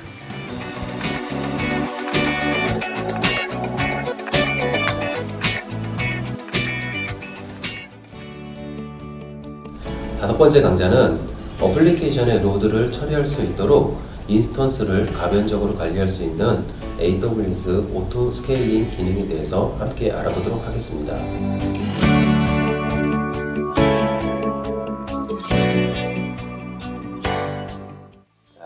AWS 콘솔에 로그인을 하시면 저와 같이 지금 저는 EC2 화면에 들어와 있는데요. 서비스에서 오토까지만 입력을 하시면 AWS 오토 스케일링 메뉴가 검색이 되는데요. 클릭을 해보도록 하겠습니다. 근데 지금 오토 스케일링 EC2 오토 스케일링 하고요. 그 다음에 ECS 오토 스케일링, 그 다음에 스파플리 오토 스케일링, 다이나모DB 오토 스케일링, 여러가지 오토 스케일링도 단순하게 EC2 오토 스케일링 기능만 있지 않고 여러가지 오토 스케일링 그룹이 요즘엔 기능이 확장되었습니다. 저희가 지금 실습하고자 하는 기능은 EC2 오토 스케일링인데요. 저는 이렇게 퀵바에다가 메인 서비스를 어떻게 올렸냐면요. 앞정 눌러서 EC2를 이렇게 내리고요. 그 다음에 이제 컨트롤 F 눌러서 EC2 누르면 해당 서비스를 빠른 메뉴 가기에다가 추가하실 수가 있고요. 그 다음에 다시 앞정을 클릭을 하시면 이렇게 편리하게 자주 사용하는 메뉴들은 위에 이제 빠른 메뉴에 등록을 시켜놓고 사용하시면 좋습니다. 편리하시고요. 자, EC2 왼쪽 하단에 보면 EC2 이제 오토 스케일링, 오토 스케일링이라고 하는 메뉴가 있는데요. 이 메뉴에서 오토 스케일링 기능을 설정을 할 겁니다. 오토 스케일링 기능을 설정을 하시려면 기본적으로 오토 스케일링 그룹이 먼저 활성화되어야 되는데요. 이 오토 스케일링 그룹을 등록을 해보도록 하겠습니다. 자, 오토 스케일링, 그러니까 EC2에서 좌측 메뉴 오토 스케일링 그룹 메뉴를 클릭을 했고요. 그 다음에 해당 오토 스케일링 그룹 생성 파란색 버튼을 클릭을 했습니다. 그런 다음에 필요한 시작 구성을 지금 저희가 등록을 할 건데요. 새 시작 구성, 저는 이미 만들어 놓은 게 있는데요. 새 시작 구성을 클릭을 하시고, 자, 너무 빨리 클릭을 한 것 같은데 여러분들 보기 쉽게, 자, 새 시작 구성, 새 시작 구성이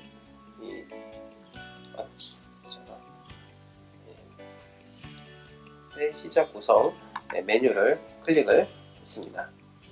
자, 새 시작 구성을 클릭을 하고, 여러분들이 AWS 기능을 많이 사용하시면 하실수록 자주 보는 화면이 있습니다. 지금 AMI 선택하는 아마존 머신 이미지의 약자죠. AMI를 선택하는 메뉴가 나오는데, 기본적으로 내가 머신 이미지를 만들어 놓은 것을 가지고 스케일 아웃이라든지 스케일 인을 하셔야 되는데, 아무것도 세팅되어 있지 않은 우분투 서버라든지 센트OS 서버라든지 윈도우즈 서버라든지 아무것도 설정되어 있지 않은 서버를 늘리면 아무런 효과가 없겠죠. 그래서 한 대의 서버는 정상적으로 세팅을 잘 해 놓으시고, 그 세팅된 그 EC2를 가지고 이미지를 만드시면, 내 AMI 메뉴에 오시면 이렇게 내가 만들어 놓은 머신 이미지들이 있습니다. 내가 만들어 놓은 머신 이미지를 선택을 해서 그 머신 이미지를 가지고 어떤 유형의 CPU, 저는 지금 실습이기 때문에 T2 마이크로를 선택을 할 건데요. T2 마이크로 선택을 하시고, 이 시작 구성 생성에 대한 이름을 먼저 웹 서비스, 그 다음에 스팟 인스턴스 요청, 이 구매 옵션인데요. 인스턴스 유형에 대한 고유 가격에 이름을 지정하고 시간이 가변적이고 중단이 허용되는 작업에 대한 전반적인 컴퓨팅 비용을 낮추는 여러 가지 50대라든지 100대를 갑자기 서버를 증설을 했는데 사용하는 시간이 가변적이면 이 옵션을 사용을 하시면 비용을 낮춰서 오토 스케일 아웃, 스케일 인 할 수 있는 옵션입니다. 자, 세부 정보 클릭을 해볼까요? 커널 ID, 램 디스크 ID, 사용자 데이터 이렇게 값이 다 세세하게 세팅할 수가 있겠죠. 자, 스토리지를 추가해 보도록 하겠습니다. 자, 8기가를 저는 지금 8기가를 세팅을 할 거고요. 범용 SSD를 체크를 할 겁니다. 그리고 보안 그룹을 체크를 해 보겠습니다. 새 보안 그룹을 생성을 할 것인지 아니면 기존에 있는 보안 그룹을 선택을 할 것인지는 여러분들이 선택을 하시고요. 자, 저는 기존에 있는 보안 그룹이 이렇게 많아서 테스트 보안 그룹을 설정을 해서 검토를 누르겠습니다. 그런 다음에 시작 구성을 생성을 할 건데요. 자, 보시면 이렇게 빨갛게 나오는 게 이 보안 그룹은 전 세계에 개방되어 있습니다. 즉 80 포트와 443 포트를 포함해서 다 월드 서비스를 하고 할 수 있다는 거죠. 시작 구성을 생성을 하겠습니다. 기존 키페어를 저는 SBA 1001로 선택한 키로 시작을 구성을 할 거고요. 자, 시작 구성에 실패한 지금 이미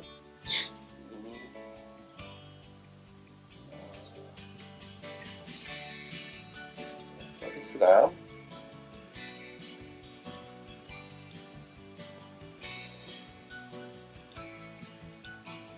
단계에서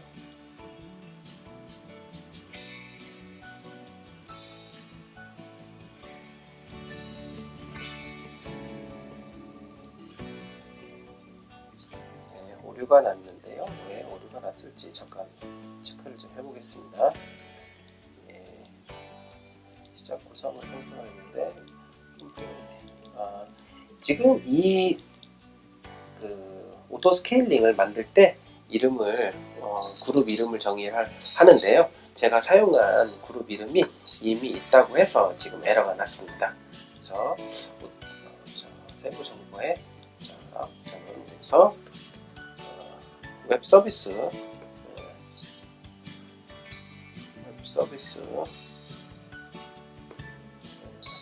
2라고 선택을 하겠습니다. 또 시작 구성 생성. 자, 그러면 그룹 이름을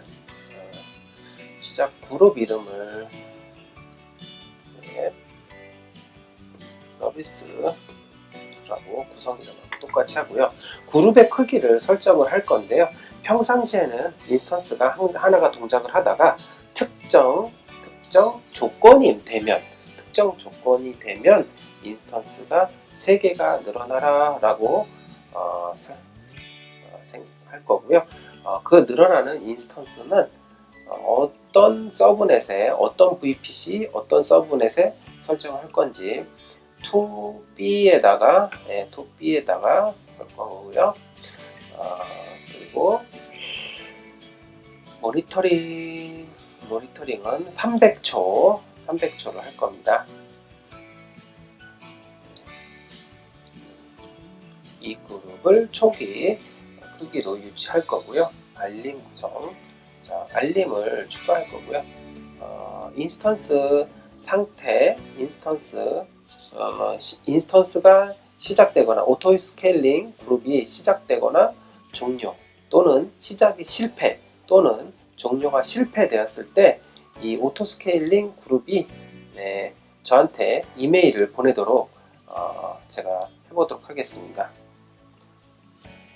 오토 스케일링 스케일링 하고 수신자는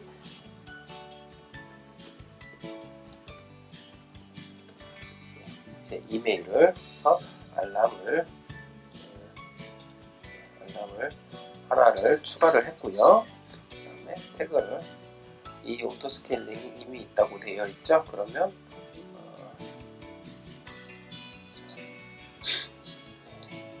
이미 만들어진 게 있으니까 건너뛰고 키 부분은 띄고 오토 스케일링 그룹을 생성을 했습니다.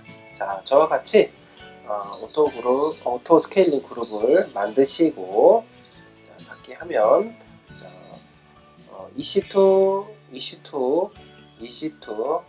엘라스틱 컴퓨트죠. EC2 하단 메뉴에,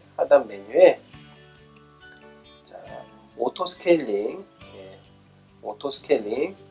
그룹, 오토 스케일링 그룹에 클릭을 하시면, 현재 만들어진 오토 스케일링 그룹이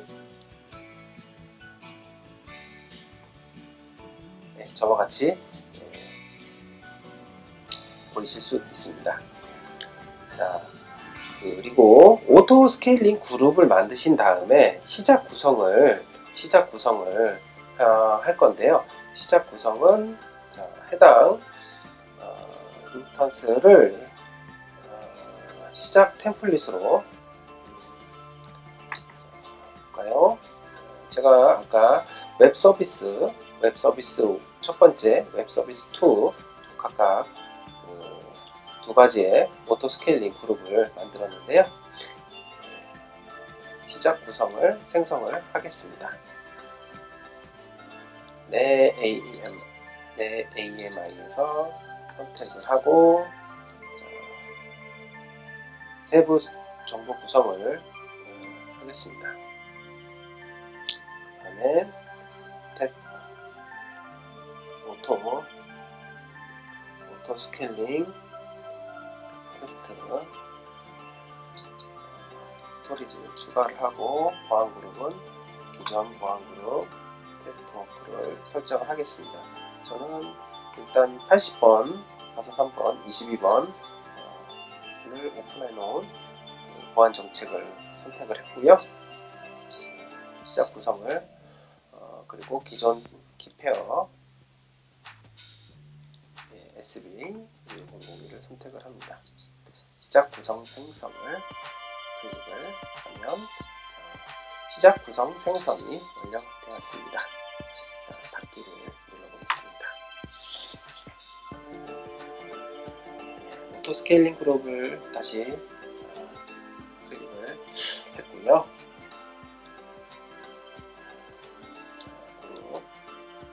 그룹을 오토 스케일링 그룹을 클릭을 하신 다음에 목표 인스턴스가 3개, 최소 3개, 최대 3개 이렇게 되어 있습니다. 그리고 여기서 어떤 것을 각별하게 보셔야 되냐면 조정 정책이라는 게 있습니다. 정책을 추가하면 화면을 보시면 일단 조정 정책의 이름을 입력을 하고요. 지표 유형을 입력을 하실 수가 있습니다. 예를 들어서 평균 CPU 사용률이 300초 동안 90%다. 그러면 CPU 하이가 되겠죠. 저 같으면 CPU 하이라고 이름을 지겠습니다. CPU 하이 그리고 CPU 사용률이 90% 대상값이 90%가 300초 동안 유지가 된다면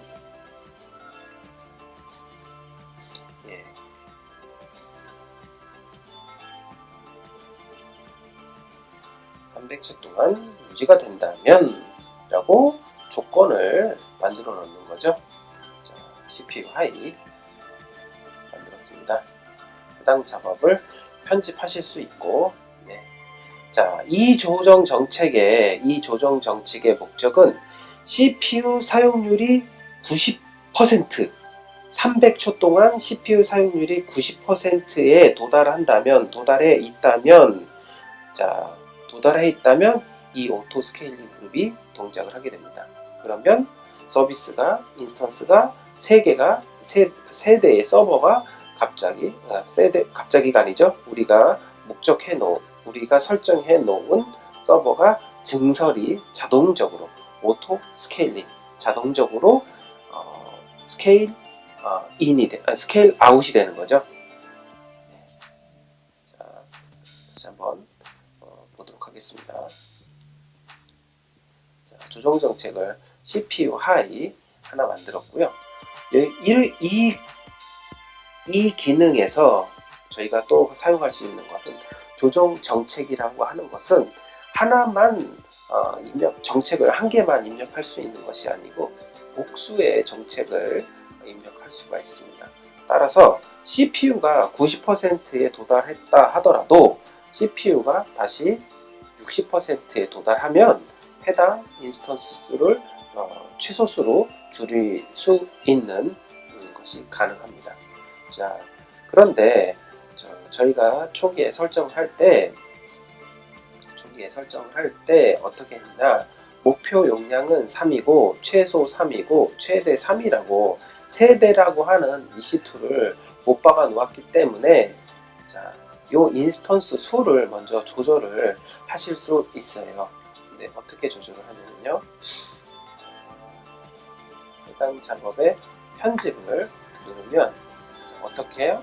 목표 용량은 5대,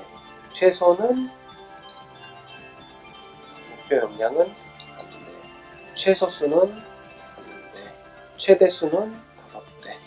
이렇게 여러분들이 만들어 놓은 오토 스케일링 그룹은 언제든지 이렇게 편집이 가능합니다. 조정했더니 화면과 같이, 목표 용량은 1대, 최소수는 1대, 최대수는 5대, 즉 서버가 5대까지 증설할 수 있다는 거죠. 자, 각각의 기능, 오토 스케일링 그룹 조정 정책과 인스턴스 모니터링은 해당 그룹의 최소 그룹수, 목표 용량수, 서비스 중인 인스턴스 수를 그래프로 확인하실 수가 있습니다. 그리고 알람을 생성을 하시면 처음에 만들어 놓았던 긴급이라는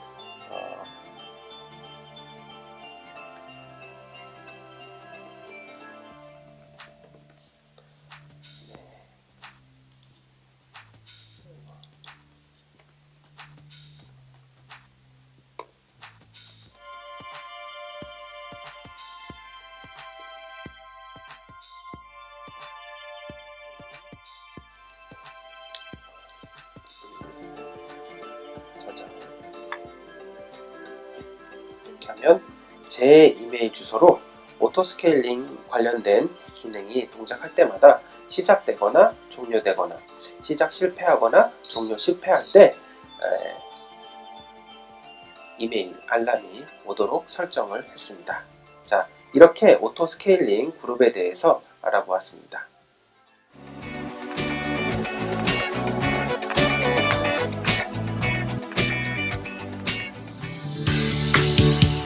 여섯 번째 강좌는 AWS CLI 환경 구축과 활용에 대하여 알아볼 텐데요. CLI 환경에서 명령어를 입력하고 스크립트를 실행하여 자동화를 구현하실 수 있습니다.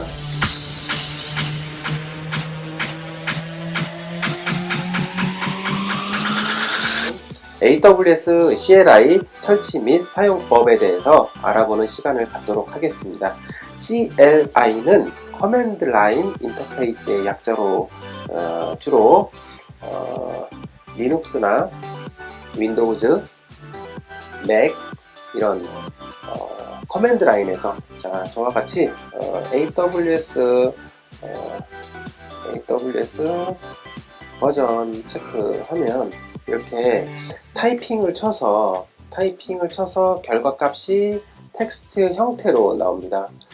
지금까지 사용하신 방법은 웹페이지에서 서비스를 클릭을 해서 EC2를 클릭을 하고 그 다음에 특정 인스턴스를 시작을 한다든지 주로 다 클릭을 해서 진행을 했다면 CLI 환경은 타이핑을 쳐서 VPC를 만들거나 서브넷을 구성하거나 EC2를 생성을 하거나 오토 스케일링의 작업 등을 전부 다 타이핑을 쳐서 결과값을 확인하실 수 있습니다. 그런 CLI를 그러니까 윈도우즈 커맨드 라인에서 실제 동작하는 방법을 실습해 볼 텐데요. 먼저 설치를 해야 되겠죠. AWS CLI를 사용을 하시려면 파이썬 3점대에 3.6 또는 파이썬 3.7 버전을 설치를 해야 됩니다. 어떻게 설치를 하냐면요.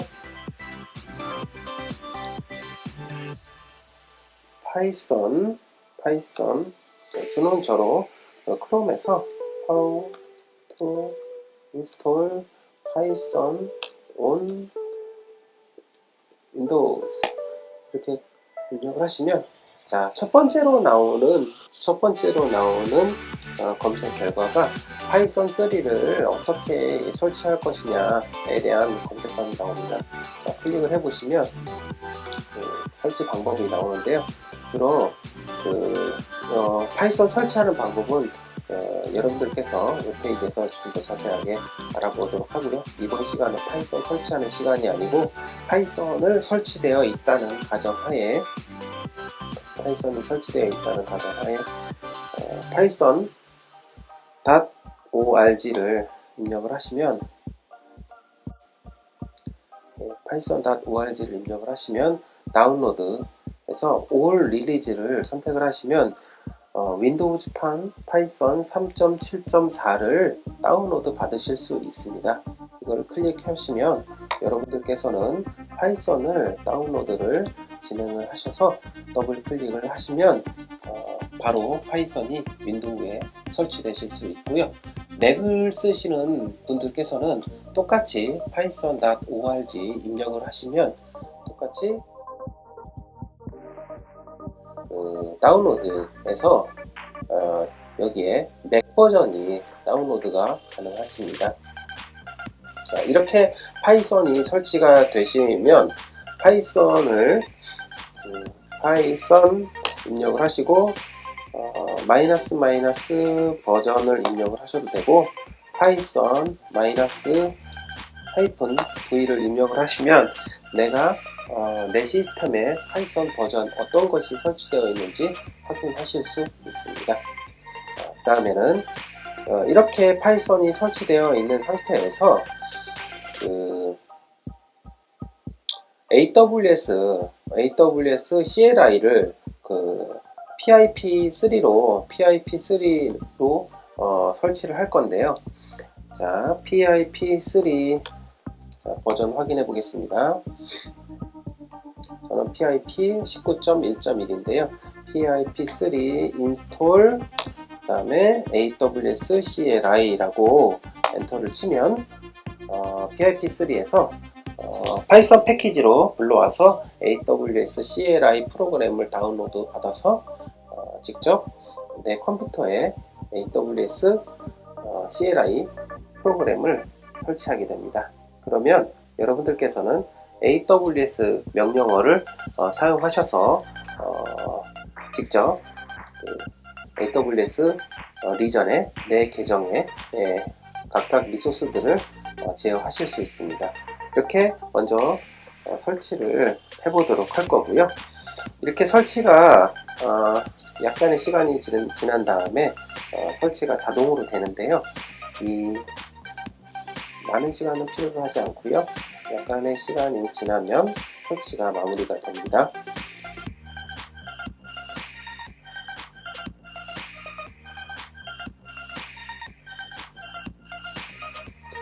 네, 이렇게 조금 전에 pip install aws CLI라는 명령어로 윈도우즈의 PIP를 이용해서 AWS CLI 프로그램을 설치했습니다. 자, 그러면 AWS 버전을 확인을 해보도록 하겠습니다. 그러면 AWS CLI 1.16.211 그래서 파이썬 3.6.0 윈도우즈 10에서 보터코어로 이렇게 작성되어 있다고 표시가 됩니다. 자, AWS configure를 입력을 하시게 되면 AWS 액세스 키 아이디를 물어보는데요. 여러분들이 등록하신 AWS 계정에 그죠? console.aws.amazon.com 들어가시면 자, 서비스 클릭을 하시고 IAM 클릭하시고 자, 사용자 액세스 및 암호 키 관리죠. 여기서 AWS CLI에서 사용할 AWS 액세스 키 아이디를 알려달라. 지금 환경 설정을 해야 되니까 알려달라고 물어보죠. 자, 해당 사용자를 클릭을 했습니다. 자, 해당 사용자 아이디 어디 있습니까? 네.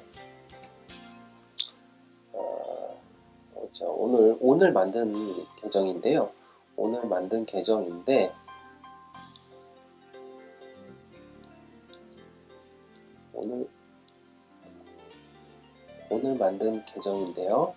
제가 액세스 키 아이디를 이렇게 미리 만들어 놨어요. 사용자 아이디, 제 이름으로 된 사용자 아이디 이렇게 해서 액세스 키 아이디를 여기다가 입력을 해 놓고요.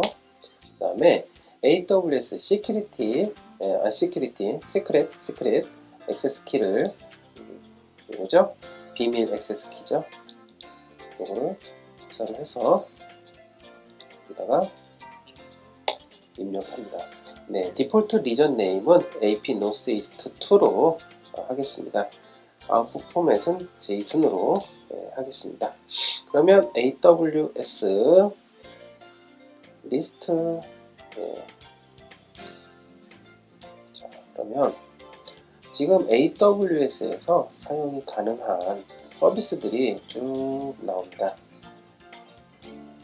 자, 이렇게 좀 조금 전에 제가 AWS CLI를 설정을 한 다음에 AWS configure라는 명령어를 입력을 했고요. AWS configure 명령을 입력을 해서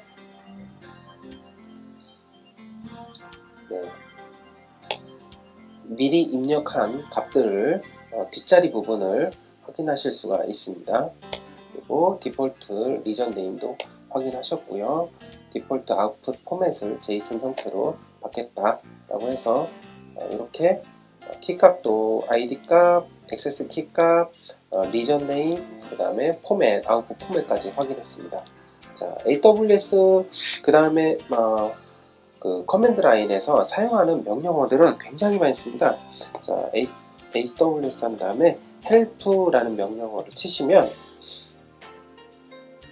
자, 지금 한 화면에 다 표시가 안 돼서 지금 하단에 보시면 이렇게 뭐라고 나오는데요. 이렇게 스페이스바를 누를 때마다 endpoint URL, verify SSL, debug, JSON 텍스트 이런 명령어들을 다 한꺼번에 보실 수가 있습니다.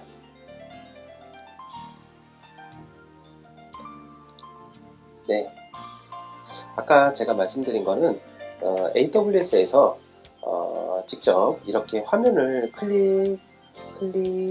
EC2를 클릭하시고 그 다음에 인스턴스를 클릭을 하시고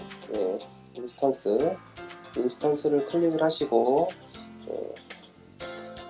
그 해당 인스턴스를 클릭을 하시면 이 계정에서 지금 동작되고 있는 인스턴스들이 지금 화면에 보이겠죠? 지금 각각의 이런 인스턴스들이 동작을 하고 있는데요. 자, 이렇게 웹을 접속하지 않고 지금 몇 개의 서버가 동작되고 있냐면 하나, 둘, 셋, 넷, 다섯, 여섯, 일곱 대의 서버가 EC2 인스턴스가 동작을 하고 있는데 이것을 화면에서 커맨드 라인에서 확인을 하시려면 AWS EC2 describe 인스턴스 상태, 인스턴스 스테이터스라고 입력을 하십니다. 자, 그리고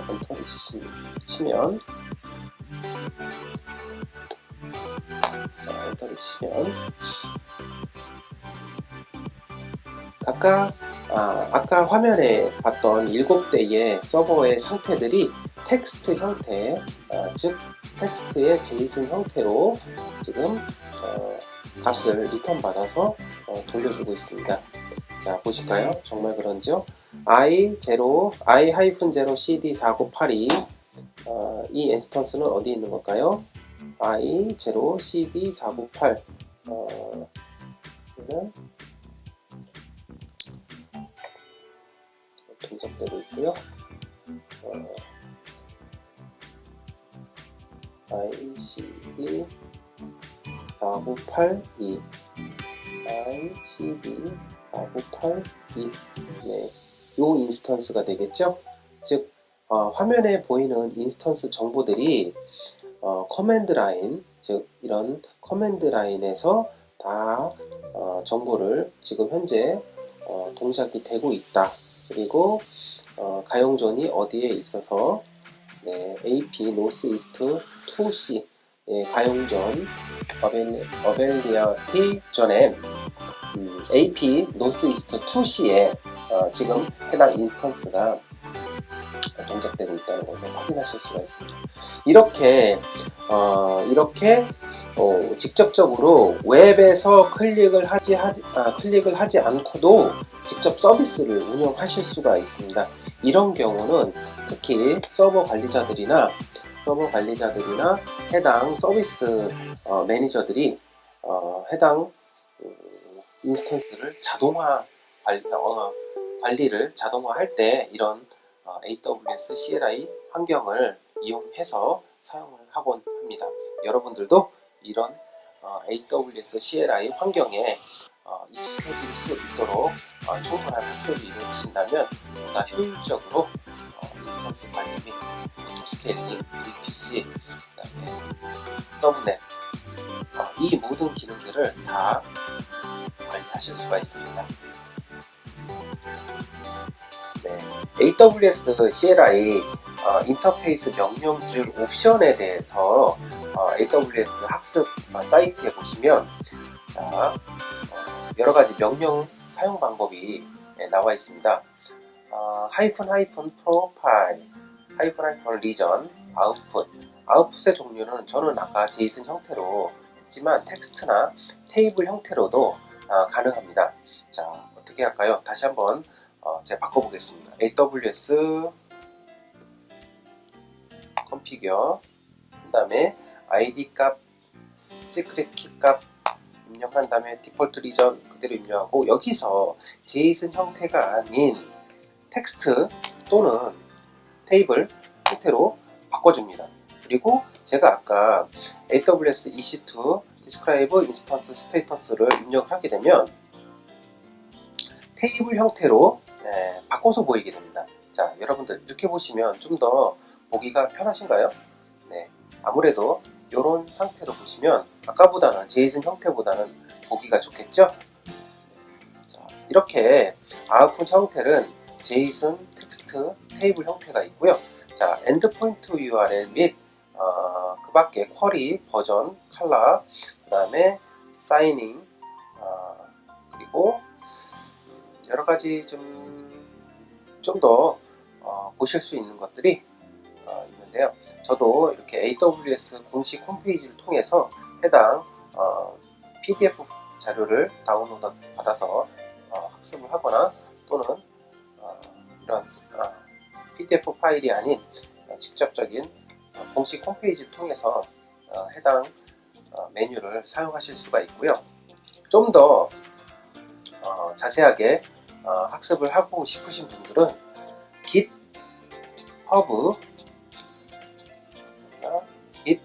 github.com에 입력을 하셔서 github에서 AWS